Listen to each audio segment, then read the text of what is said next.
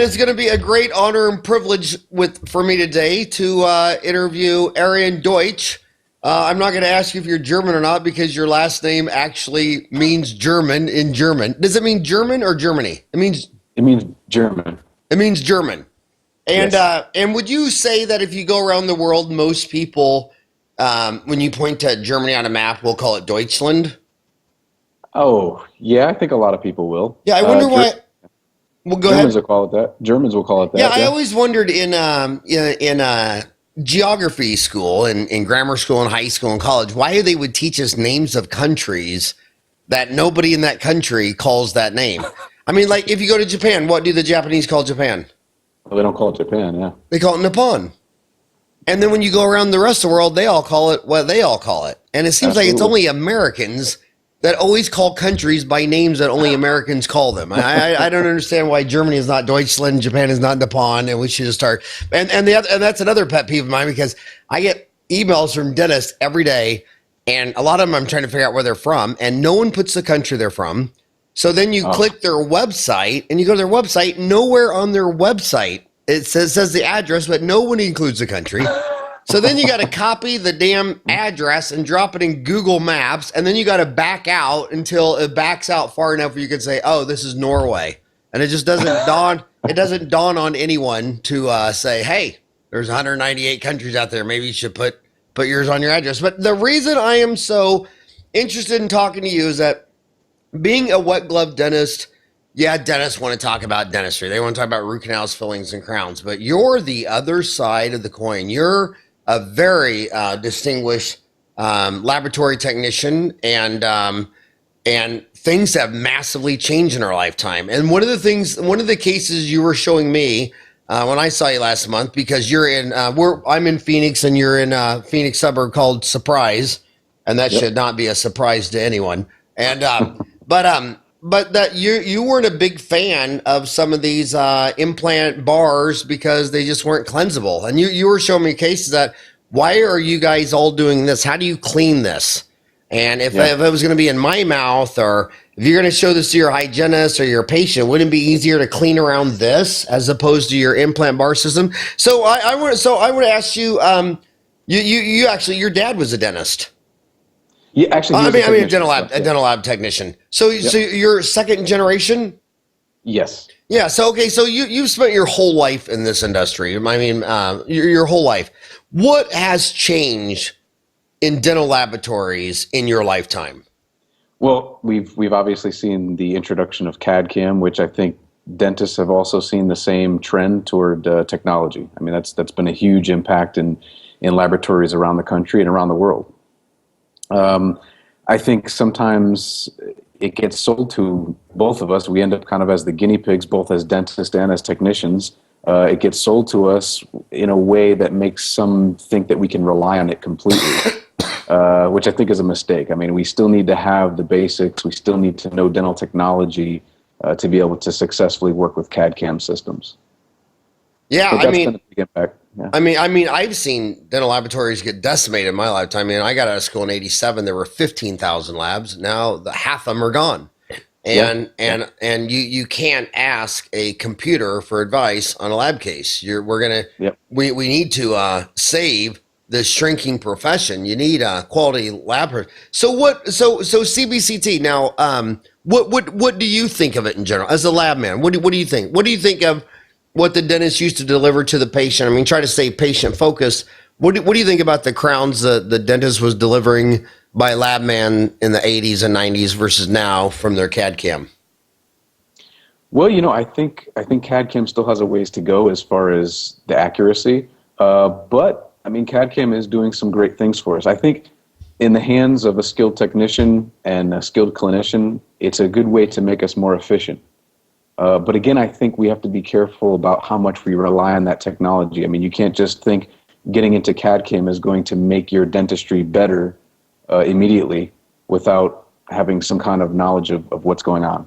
So I think we have to kind of be consumers, we have to be wise consumers, well-educated consumers also when we get into CAD/CAM, whether we're looking at purchasing a system, but whatever it might be. I think we really need to think more along the lines of how is this going to make us more efficient without dropping quality. Now, what fads do you think? What do you think? I mean, like you talk about diets. I mean, there's literally, if you go out in Barnes and Noble or look on Amazon, there's 20 different fad diets. What do you think are the major fads in dentistry? From my standpoint, what I'm seeing, and keep in mind, I started from a removable side, so we were doing dentures, partials. This was the type of lab that I was involved in. With your dad? Beginning. Are you talking about with your Yeah. dad? And that was in Connecticut? Yes, yeah, Fairfield County there. Yeah. And is your dad still a lab tech? Yeah, he still has his lab in Connecticut. Yep. Well, give him a plug. There might be some dentists out there in Connecticut. Listen to this guy. What is your dad's lab in? It's Eurotek Dental Concepts, and he's in Stratford, Connecticut. Yeah. And does he have a website? I don't believe he has a website. And is his practice mostly removable, or does he still do crown and bridge? All removable and implant removable is what he's doing. All right removable and implant removable. And then tell us about your lab. What are you mostly doing? It actually, I would say 98% of what we see in the laboratory right now is implant cases, full arch implant cases, with a focus on keeping them removable, because that's been kind of the big, when we talk about fads, what I see around the country is this big push for all on 4, all on 5, all on 6, whatever you want to call it, but immediately loaded cases, full arch, over implants, where they advertise it as teeth in a day, things like that. So I'm seeing this trend continue to grow.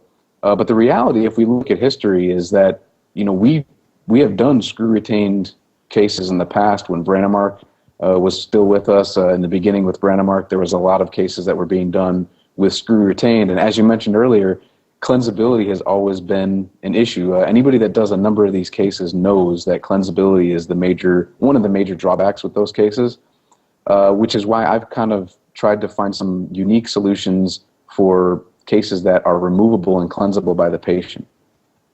So how did you actually develop a practice that was mostly removable full arch implant, fixed and removable cases? Would you say they're fixed and removable is what you're doing?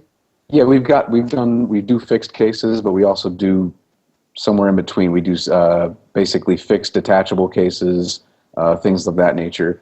And for me, it was just a matter of having the know-how. I got a great start with my father in his laboratory. He was doing implants when they were doing subperiosteals, blade implants, so things like that. And then as things progressed, it was just a natural progression for me. And here in the Phoenix area, we do a lot of lecturing and presenting around the country. So it's kind of our focus has always been my wife and myself. Your wife and you guys present. I would love to get any chance of getting that seminar on Dental Town. Oh, absolutely, yes. You sent it to Hogo, right? Or you sent some videos, or? Yeah, I did. Yeah, actually, so this was kind of a narrated version of with a little additional information of a course that I presented in at the Midwinter this year. That's all. Your wife is adorable. Love her to death. She's just nothing but pure energy and karma. And you guys been working together for how long? It's been 10 years now. So what? How does a marriage work when you're working with someone during the day and then living with them at night? Is that a can of worms, or? It's got its challenges. There's no doubt. But like my wife says, she says, well, when we get home, we don't have to talk about work anymore. She was there, so we can move on. We can move past work. During the day, does she ever bring out the acetylene blowtorch and aim it at you and start threatening to put you in the casting iron? But I haven't caught her doing that yet. But so I thought it was interesting how you thought that on the all-on-4 that one of the biggest deals was cleansability, but the other issue is all-on-4, none-on-3. So one of the things that I always wonder about that, I mean, it's an awesome concept to be able to. I mean, you're in America, to get teeth in a day, get glasses in an hour, get a crown. Immediate satisfaction. Yeah. I mean, that's what America.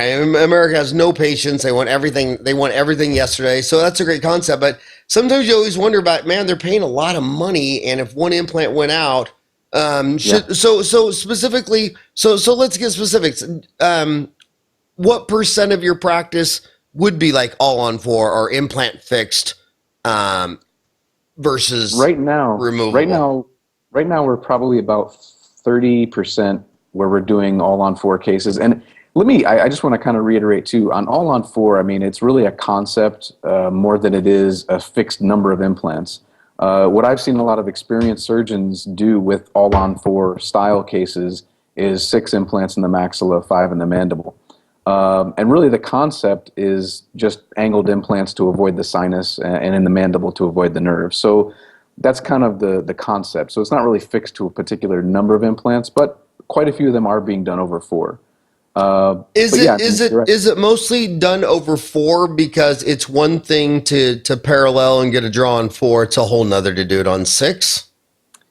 You know, that could come into play, but because of the non-engaging multi-unit abutments that we're using, draw isn't really a problem as far as implant angles. So, I mean, we've gotten cases where we're going 40 degrees, you know, off of the occlusal plane, and we don't have an issue with draw.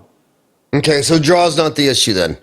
No, I think more the issue, like you said, if you're placing 4, is what happens if we lose one. You know, all on 4, none on 3. So that to me is kind of the scary part of if you're doing 4, which is why I've seen long-term better success over 6 implants in the maxilla, especially with the bone quality. You know, I have to admit some of my failures. I mean, I'm in Ahwatukee, so you're in Surprise, but we're really kind of like a suburb of Phoenix, like Surprise. I mean, we're technically Phoenix, Arizona, but for you who don't know the area, we're just a little 80,000 people on the other side of this big city park. So there's this city park that goes from like 50th Street to 50th Avenue. It's 100 blocks long, and we're just a little community on there, and we got about a dozen nursing homes.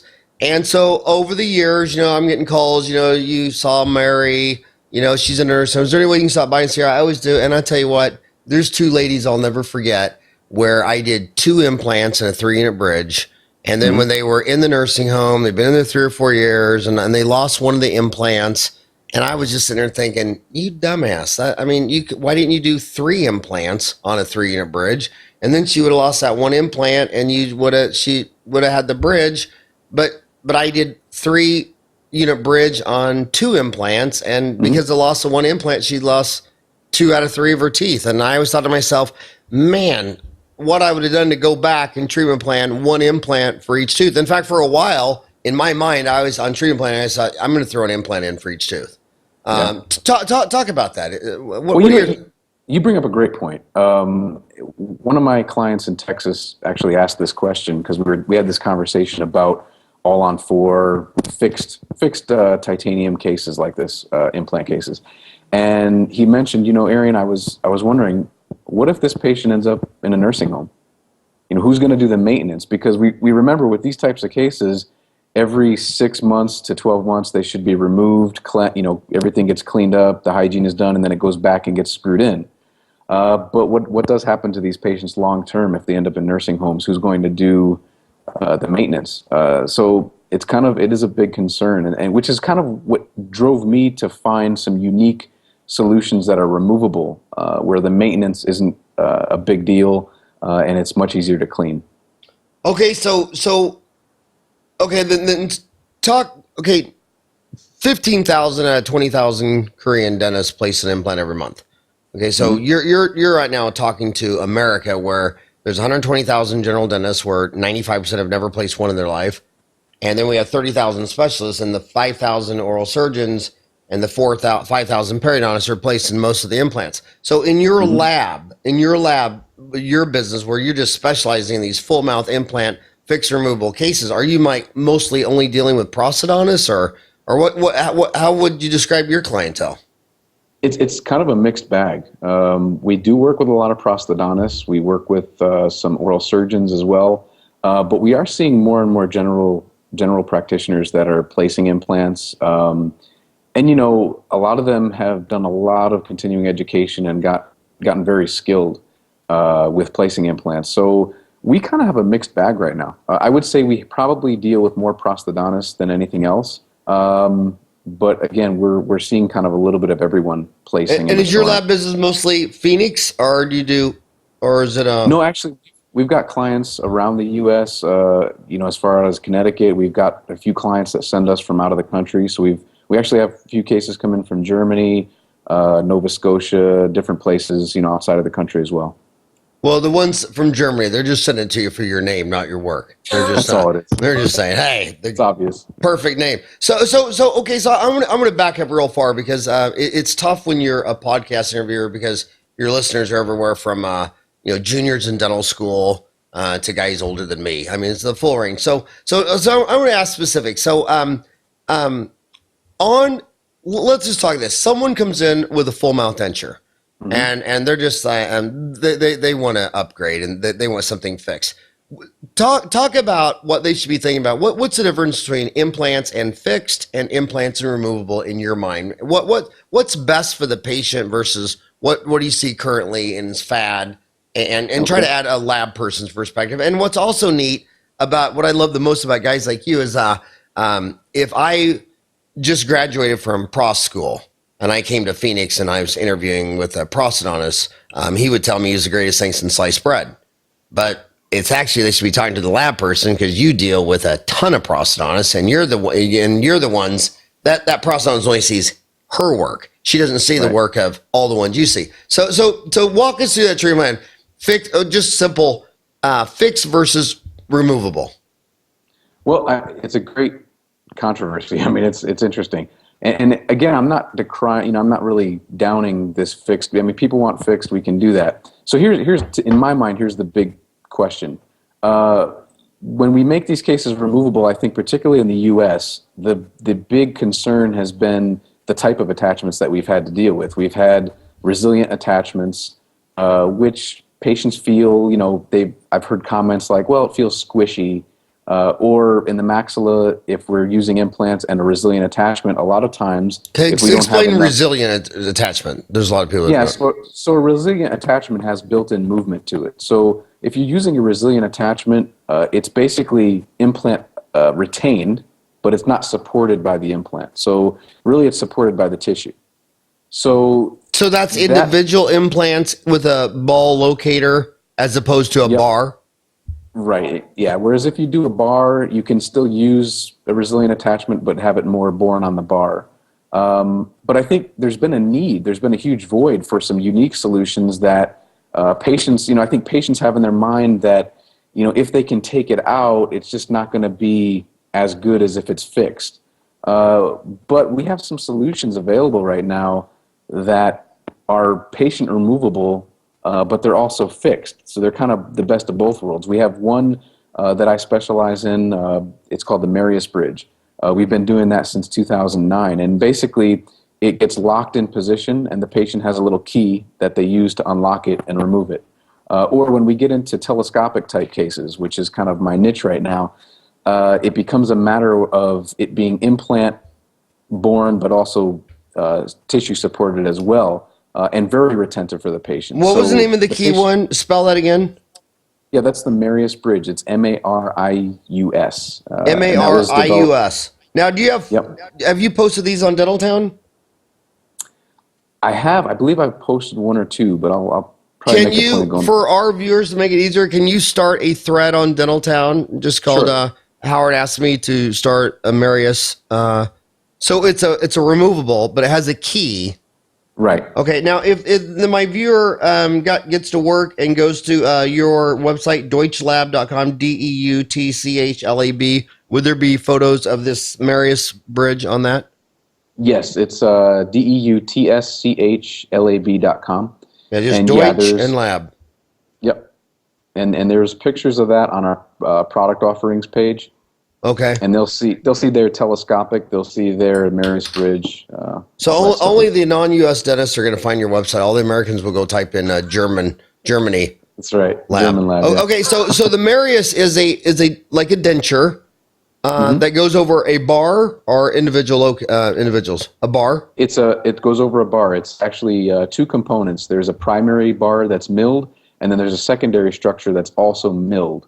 The secondary structure being milled is important because it gives an intimate fit. So when this is in the mouth, a lot of my clients market this as a fixed solution with the added benefit of being patient removable for cleansability.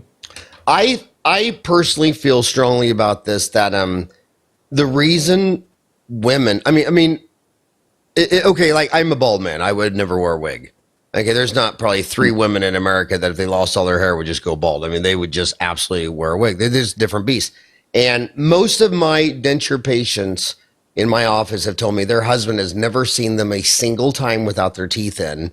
And so whenever you talk about this can come out, then they start to worry, well, what if I'm laughing really hard? What if we put the convertible down? What if I'm they just fear God of this thing falling out. Whereas men, I mean, you know how many, I shouldn't ever call a patient a dumbass, but you know how many dumbass men I've had come in and I said, Jim, how's your partials doing? And they're like, oh, damn, I forgot to bring him in. I set him right by the car keys. Damn it. I can't. And it's like, really, Jim, you forgot your teeth when you went to the dentist. I mean, that's the difference between a man and a woman. And that's not sexist. That's 28 years of chairside dentistry. So this lock and key, do you think that would convince a woman that, Margaret, you can lock this baby in and only you can take it out? Is it very patient friendly? I mean, are you sold on this? I am. I mean, I've been sold on it since I first saw it, and I think it gives the patient back that security, that confidence, and that of course is tremendously important to patients. And it's just a great. I mean, the only thing we worry about in those types of cases is dexterity. I mean, you know, if you have a 95-year-old patient that has a lot of trouble dexterity-wise, it's probably not going to be the best option. But we've done a lot of these for younger patients, middle-aged patients, and gives them their confidence back. We've done a lot for singers. Really, you know, they don't want to be singing and have something, you know, be unstable in the mouth. So is it just really a lock in one area, or is there like one on each side? It's typically near a posterior tooth in the tissue. You can't really see it, but there's just a little hole, very small, and the key just fits right in. And it's basically an MK1 attachment that gets disengaged from the buckle using this little key. Okay, so back to the denture. What would you recommend? Grandma comes in, she's got a full denture, it's slipping and sliding, she wants to upgrade implant. What would you recommend? Yeah, well, we definitely want to scan, and typically if they're happy with the appearance of the denture and occlusion-wise it's good, my favorite method is to make a clear copy of that denture for implant placement. We make a clear copy, gives us both the prosthetic needs, and then with the CBCT scanning, we can really find out what the bone looks like and kind of marry those two, because we want implant restorations to be prosthetically driven, in addition to being driven by where we can place them in the bone. What I do find that gets missed a lot these days is patient goes and somewhere it gets lost restorative-wise, and the only thing that's considered is the bone. And then we end up with some very odd implant locations as far as the prosthetic side goes. So I always like to keep in final tooth positions first, and then implant placement driven by a marriage of those two concepts. Now, do you get involved with the CBCT and the surgical guides or any of that with your lab? Do you get involved with that at that stage, or do you usually? We do some of that as well, where we're going fully guided with surgeries. There are some. I think we still have a ways to go on fully guided surgeries. Because typically in fully guided surgeries, we're looking at a very specific place we want to place the implant. And some of these surgical guides, especially if they're tissue-borne, there's still some movement. So we've done all this planning, and then it goes in the mouth, and if you're off just a little bit is a lot. And so I'm still doing more cases where we're actually just opening up a rough guide in the clear copy, and then the surgeon will lay a flap, and he'll really be able to see bone-wise what he's dealing with, and he has a little more room to play with there. That to me has been the best experience. And so then talk about treatment planning of implant individual locators, balls and locators versus a bar. What is it? What thoughts from your end on that? Restorative space is a big concern. So if you're looking to do a fixed bar or a bar overdenture, restorative space is going to be a concern.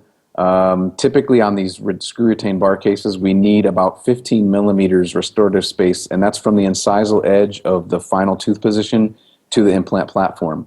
The other thing when it comes to bar cases, whether we decide to go with a bar that has attachments and is basically born on the bar or born on the tissue, is AP spread.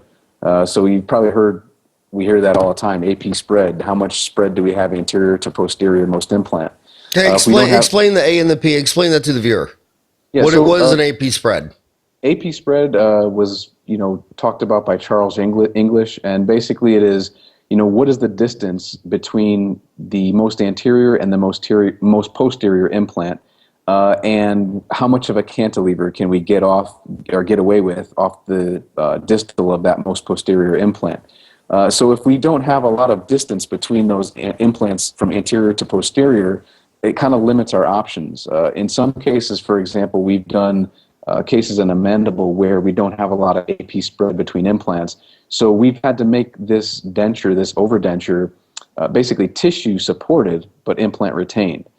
So we'll use a Hader clip, for example, in the anterior, which gives us some rotational value.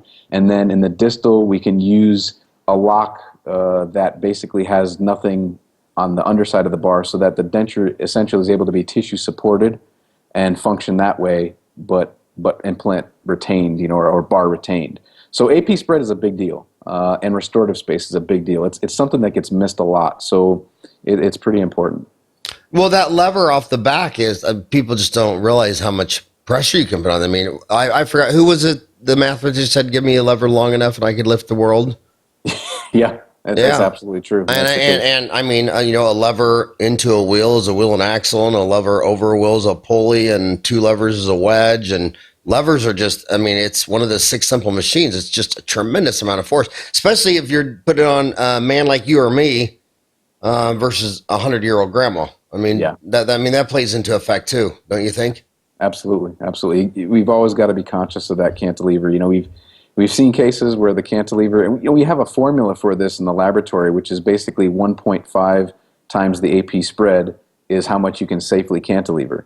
And I even 1.5 times the AP spread. So what is the average AP spread? And would you be thinking that in millimeters since your name's German, or would you be in inches since you're living in America? Yeah, millimeters definitely. Millimeters definitely. So what would you say the average AP spread is? That's really a hard question to answer because we have such a variation in the size of the anatomy of the jaws and what we've seen. It's really it kind of ranges all over the board. Is 1.5 though kind of the end wall for you, or do you even fudge that sometimes to 1.7? No, to me 1.5 is the maximum. But is that a wall for you though? At 1.5 you just stop. We won't go beyond 1.5. It's just not, engineering wise, it's not sound. Okay, I want you to back up a little bit because, if they're listening to this into Korea, they get it all, but Americans, they're just slowly adopting the placing of implants. But again, the dentist is always asking, okay, let's just take a simple case. A simple case. They're not complaining about the upper denture as usual. They only complain about the lower. Should I do 2 or 4 implant? Talk about the difference between placing 2 or 4 implants with locators, meaning they're individual. There's a ball and socket, a ball into a locator socket versus the bar. Because number one, the dentists are thinking 2 things. Well, they're always telling us to conserve bone. Periodontal disease is bad because bone loss. They're telling us when we extract a tooth to put in bone grafting. And then to make room for this damn bar, I'm supposed to go in there and shave down 4 or 5 millimeters of bone because Arian needs 15 millimeters. So talk from your end. How should you implant this for, especially the low hanging fruit? Someone just getting in implants, because we've all got a dozen patients with a denture where everybody's complaining about that lower denture. Talk the difference between balls and bars? Yeah. So I think the first hurdle, the first question really should be, what does the patient want? If they're looking just to improve the stability of their lower denture, which typically everyone is, for many years, a very conservative treatment would be to place 2 locators in the cuspid positions. And I think that's a great solution to improve the stability of a lower denture. When we get into bars, to me, it's more what the patient wants. If the patient is really demanding something fixed, then we want to make them aware of, we're going to need to reduce bone. But I think It And what would you becomes, want? Would you want 6 implants on the lower? Would you want 4 in front of the foramens and 2 I like distals? I like five. Five works well because if one fails, we still have four.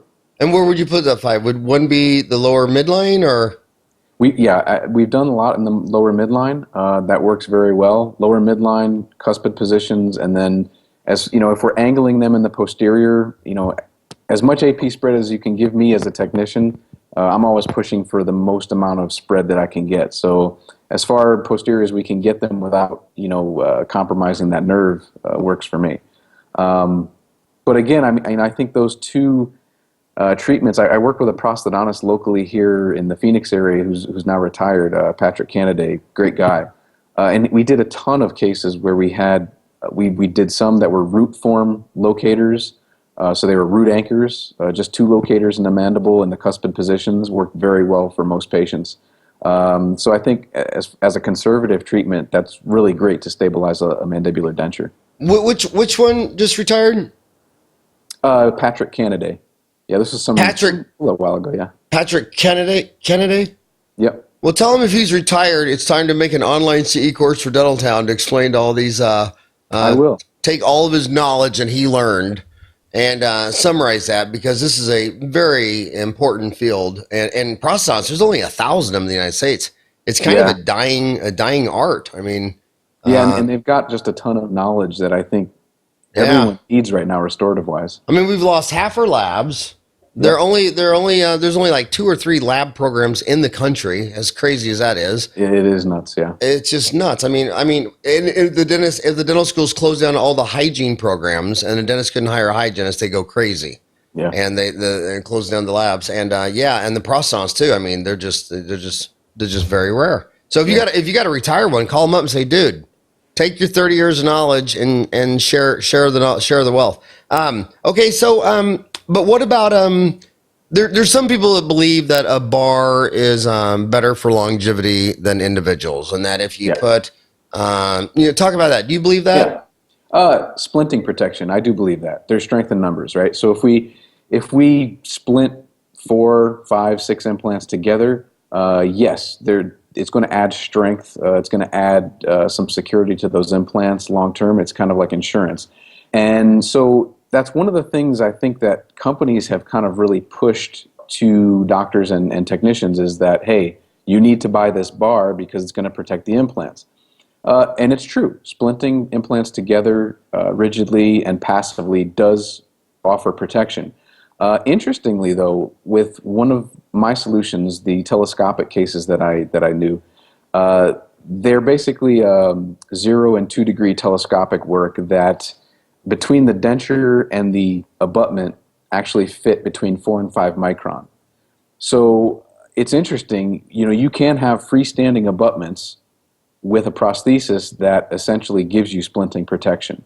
To me, that's been the best of both worlds. It gives the patient back cleansability because it's removable. It gives the patient stability, gives them confidence because it is very retentive.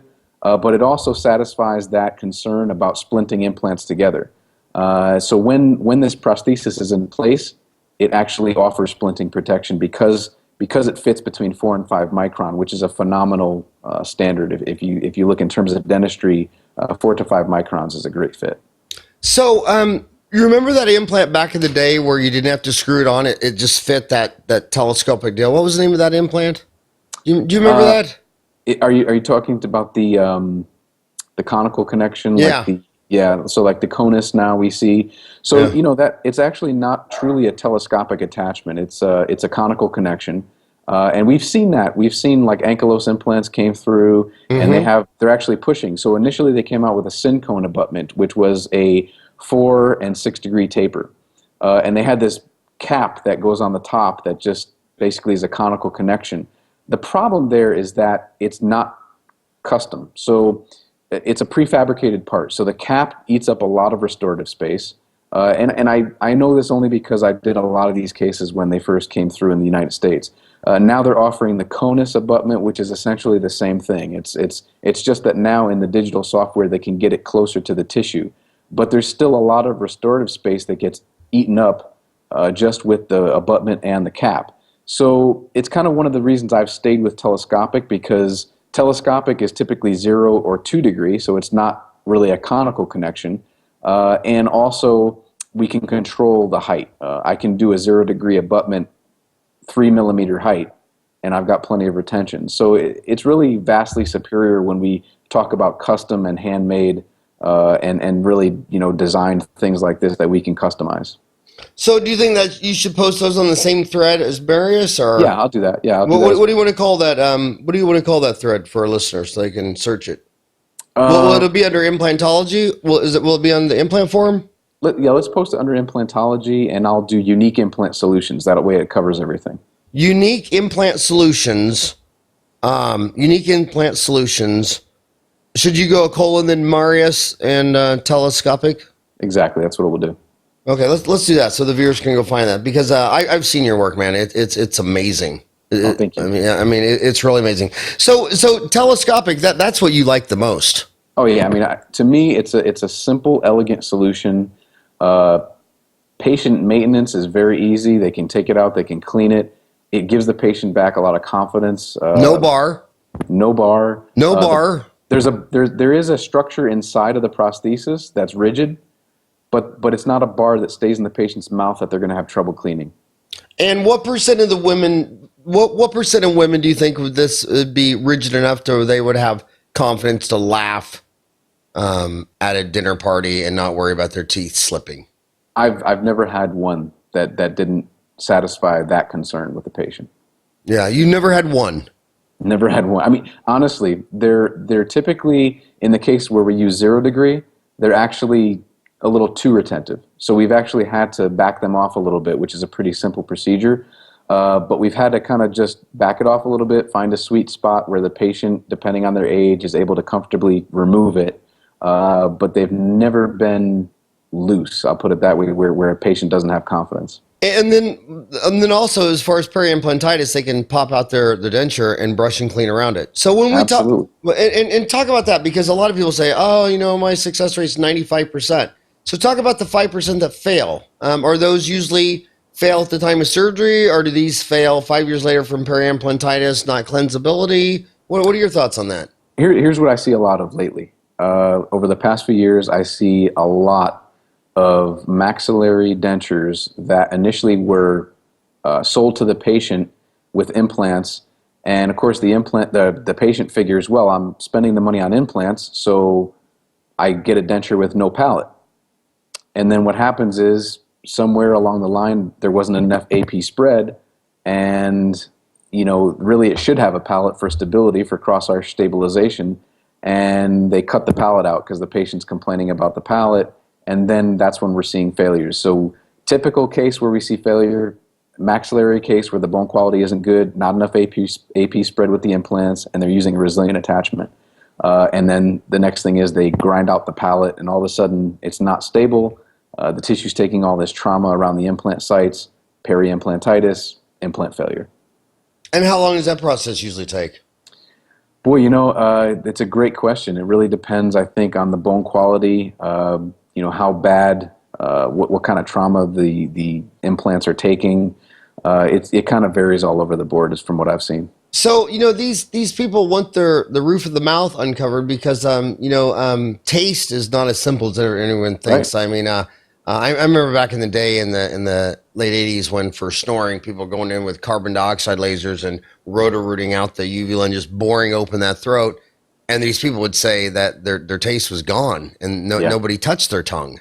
So the roof of the mouth, the smell of the food, that's why people like hot food.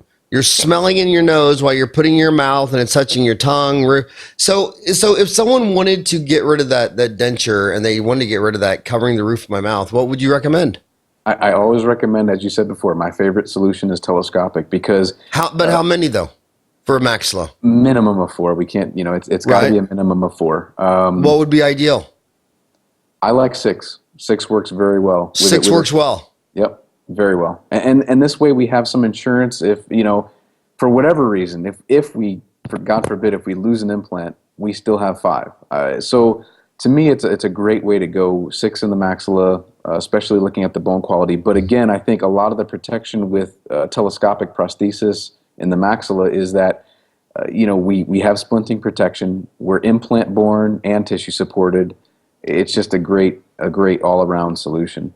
And you know what? Also, those spare tires. A lot of times when you're trying to make the patient own up to their problem. I mean, a lot of people feel like the fact they lost all their teeth, they're a victim when they drank 3 servings of soda every day their entire life and never floss their teeth. But when you're transplanting a spare tire, it's easy to put the blame on the patient and say, as far as number of implants, did you have any history of smoking?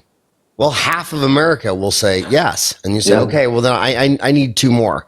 Do you have any history in your family of diabetes? Any history in your family? I want spare tires. And do you drink? If you have a history of drinking, smoking, diabetes, obesity, high cholesterol, whatever, most of your denture population is going to say, yeah, I kind of fit into that. And just say, I want some spare tires. Because then I tell them, I feel really bad when I go to nursing homes and I see I see 2 things implants. Like I say, I have 2 cases in my mind where I did a 3-unit bridge with 2 implants and one of the implants failed, like 10, 15 years later, and you lose that deal. But the good side of the implants I like is my gosh, all the root canals, fillings, and crowns you did are all eaten alive by root surface decay within 18 months in the nursing home. And my thoughts on the nursing home is, number one, if you're a man, don't even listen to this because you'll be dead. There's no men in a nursing home. It's all women. Mm-hmm. And those women that were lucky enough that I did implants and removable, they're the ones sitting in the cafeteria eating whatever they want.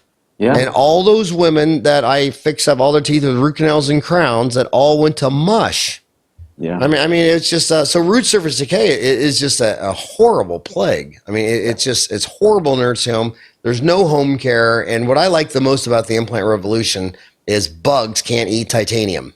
Yep. Now you got peri-implantitis, and some of that could be physics from working on that. So what other fads are you seeing in dental materials, dental technology, restorative solutions?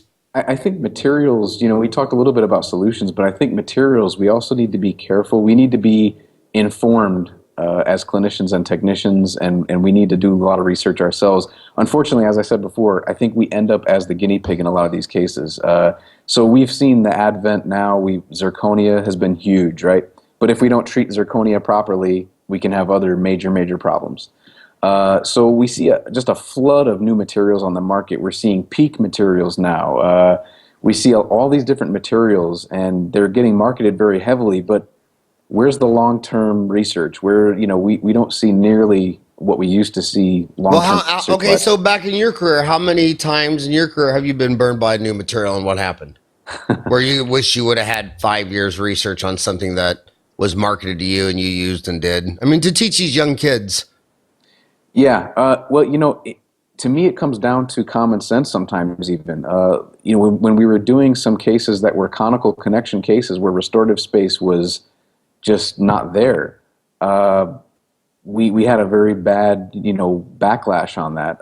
And I think initially when I got involved, I said, well, wait a minute, this doesn't even make common sense to me. I mean, just looking at this space that this takes, it's not going to work very well. We've also had examples of denture teeth, for example, in what I do, where now they're doing some denture teeth that have traditionally they were all made out of solid PMMA, so they were all acrylic. Then we had teeth that came out that were a composite shell with a acrylic interior, and I think one of the things that was missed was people that were doing a lot of implant cases all of a sudden started having delamination. But how many times have we seen that, though? I mean, remember was it art glass that came apart? And then it was Targus Vectrus that came apart? I mean, when I got out of school, they were formally teaching us to do die cores and cement them with Duralon. You know what % of those fractured within 5 years? Guess what % of them fractured? All of them. All of them. And guess how many of them I had to do warranty for free? Yeah, all of them. And then it was Horace Calzer that did art glass. And it was two things, and then they came apart. And then it was Williams Ivoclar that did Targus Vectrus, and they came apart. So I want to tell, there's a balance between, I know these companies want to invent new things, and they got tons of R&D, but as you get older, like at 52, when you see the new stuff, I always kind of smile and say, well, let all the kids who want to redo everything for free, why don't you let them try that for a few years?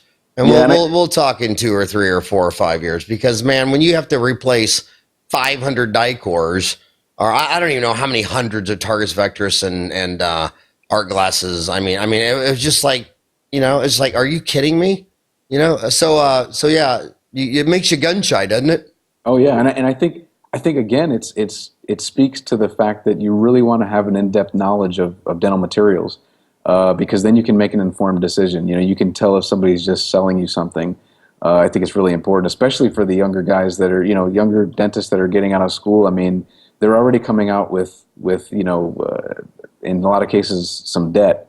So, boy, you really want to be careful in making those types of decisions. And isn't this why the older guys in their 50s or in 60s are still using the most expensive Noble BioCare? Because they're like, dude, the last thing I want to do is save some money on some implants and then find out 5 years later it was a wrong. I saved some money and because redoing full mouth cases is bloody expensive. It's a nightmare. So do you believe that the high cost Noble BioCare is worth the money? Because really, at the last IDS meeting there were 275 implant companies there, and they were from countries. Some of these countries you couldn't find on a map.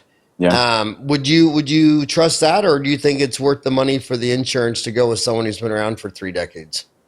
I think you've got to be, like I said, you've got to do your research. I think it's so important because, I think there's a lot of implant companies out there that, make good implants. But again, you want to see some history. I mean, you don't want to, start investing in somebody that's just undercutting everybody and making a very poor quality implant. So, Nobel BioCare, of course, has a great history, a great track record. So I think which implant companies do you like working with from a lab point of view? Or does it really not even matter to you? To me, I've gone through a lot of hurdles over working with most implants. So honestly, it doesn't really matter to me. But I also have kind of a few that I see more than others. So, here in the Phoenix area, we see a ton of Nobel BioCare. But we work over pretty much every implant company, and we've seen long-term successes over quite a few different implants. But I think when we start getting into like some of these upstarts where it's a newer implant out of who knows where, again you've got to be an informed consumer. You've got to do the research as a clinician. And why do you think these docs are paying for Nobel BioCare when they could find other implants for half the price? I think a lot of it has to do with relationships and history. Exactly. That's relationships make business. I mean, and they keep business. So I think, I know in our laboratory when we're doing cases, we basically stick to whatever components. For example, if you have a Nobel BioCare implant, of course we're going to use a Nobel BioCare component. I think that's important. You want to stick to the components that go with those, because there's a lot of now that are making knockoff or clones of each other. There's a lot of that going on in the industry. But I think, relationships, and there's something to be said for loyalty relationship-wise when it comes to working with these companies. Yeah, it's nice to be able to have a human's phone number in your iPhone with the implant company, as opposed to getting online and some internet and whatever. And I want to say one thing that made me think of, humility goes a long way.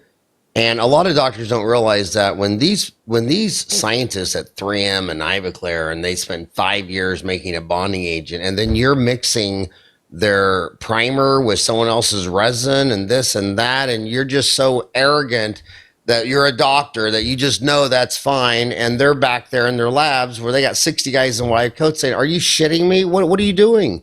and they're mixing all these deals, and then before they do it, they'll say, well, I'm going to wash off the tooth with this, and I'm going to clean it with this, and they're putting oils and chlorhexidines, and I'm going to put tubulacid red, and it's like, dude, are you a chemist or a dentist? Because I'm pretty sure 60 guys in white coats spent 5 years making this, and this is not part of the recipe. You know what I mean? Let them do their job. I mean, be humble, dude. Maybe 60 guys that are doctors in organic chemistry, just maybe they know something that you don't know, Doc. Just maybe. I mean, I know you're all that, but maybe the 60 guys in white coats in Liechtenstein, didn't see this coming.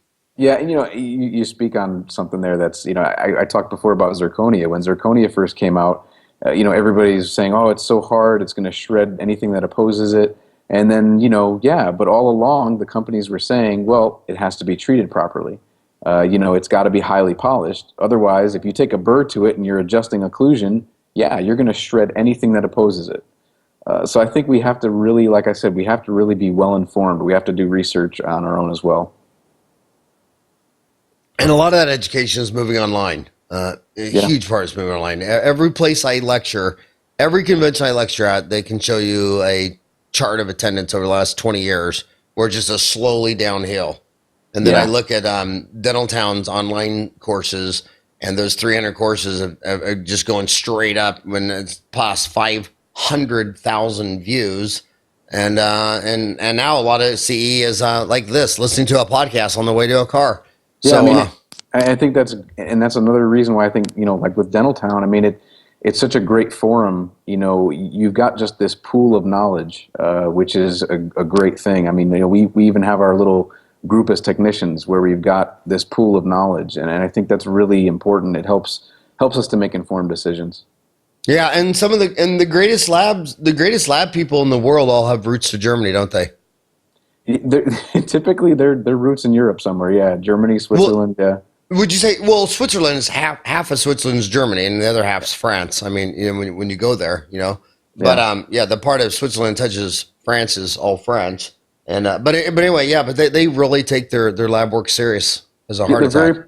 They're very precision oriented. I mean, that's we look at their cars, their restorations. Okay, so what any other fads that come to mind? Go back to zirconium. So did I hear what you just said? Is that if you adjust the zirconium, then it has to be completely polished? It's got to be polished back to its original. Yeah, it's got to be brought back to a high polish. Because if you adjust zirconium with a burr, then it's going to be so hard and so rough that it's going to massively wear the opposing dentition. Absolutely. So walk them through exactly and give brand names. What are brand names of zirconium? Because they don't even know. Well, I'll give you what we've done and what a good friend of mine, Bill Murray, he's up in Oregon. He does basically, I think his niche really is just doing full arch restorations with Pretau zirconia, which is zirconzan. They're out of Italy, so they make a highly translucent zirconia. And typically what they're doing now is they're doing a temporary and acrylic first so that the occlusion is worked out before they do the final restoration. Because, as I said, if you just went straight to a zirconia full arch restoration and you're in there adjusting occlusion, you're going to have major issues if you don't bring it back to a polish. But can you bring it back to a polish in the mouth?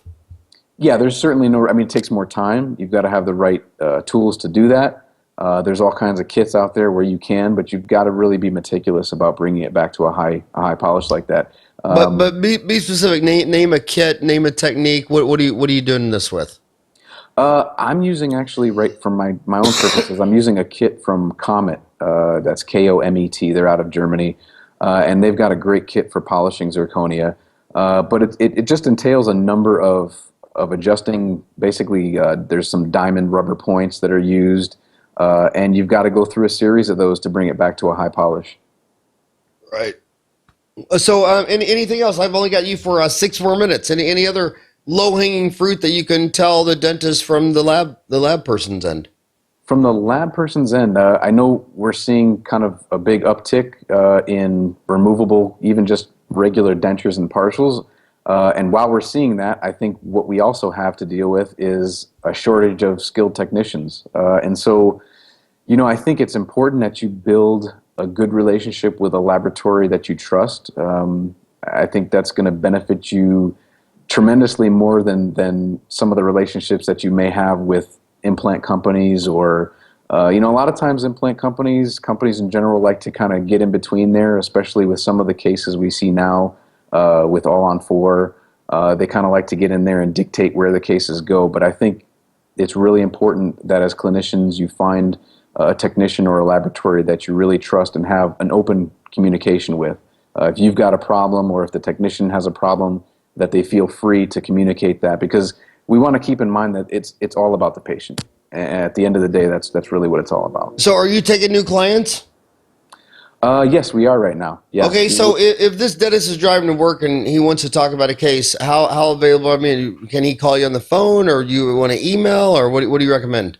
The best way is email, phone. All the contact information is on the website. They can just pick up the phone and call, or if they whatever they prefer. So email. the email is Arian, Arian. What does Arian mean in German? That's German too, isn't it? No, actually, it's not. It is a name given for a boy born in the age of Aquarius. So, Aquarius, the zodiac sign. Yeah, yep. And that was a movie. That was a song, right? Age of Aquarius. Yes, it was. Yeah. Huh. Yep. That was a good song. Yeah. So Arian is a boy named that was born during the stage of Aquarius. Yes. Yep. That's all right. Your dad sounds like an artist, and he was a lab man, so he was an artist. So it's Arian, Arian, at deutschlab.com. Deutsch, DEUTCH. TSCH. Yeah, Deutsch, DEUTSCH, Deutsch, lab, LAB.com. What about your phone number? Will you give that out? Yeah, it's 623-972-2648. Okay, I have another number for you. What number am I looking at? I have 623. Oh, that's probably the cell as well. You can text. No, yeah, that's okay. No, that's okay. Give the number you want. Give it one more time. Okay, it's 623-972-2648.